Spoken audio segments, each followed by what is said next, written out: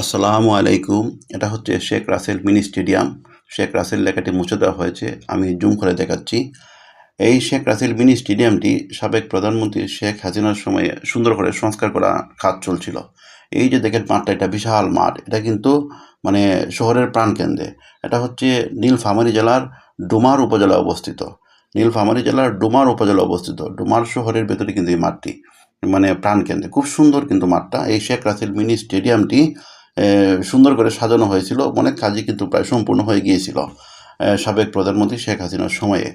কিন্তু যখন 5ই আগস্ট চলে আসলো, ওই 5ই আগস্টের কারণে কিন্তু অনেক মানে তারা যে দায়িত্বে ছিল লোকটা ফালাই গেছে। ফালাই যাওয়ার পরে এই যে দেখেন, এই 7জন বীরশ্রেষ্ঠর নাম ফলকের নিচে দেখেন এই মহিলাই কিন্তু এই গরুর গোবর সুবর দিয়ে বইরে লিখছে। কেন তারা যেভাবে মন চায় এইভাবে নোংরা আবর্জনায় ভরপুর করে ফেলছে।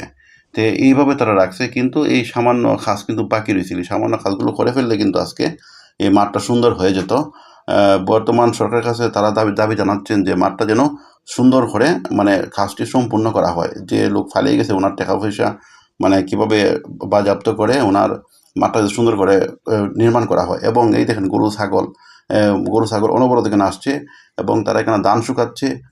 বিভিন্ন সমস্যায় জর্জরিত এই মাঠটি। সুতরাং এটা সুন্দর করার জন্য বর্তমান সরকারের কাছে তারা আকুল আবেদন যে মাঠটা যেন পরিষ্কার পরিচ্ছন্ন রাখা হয়।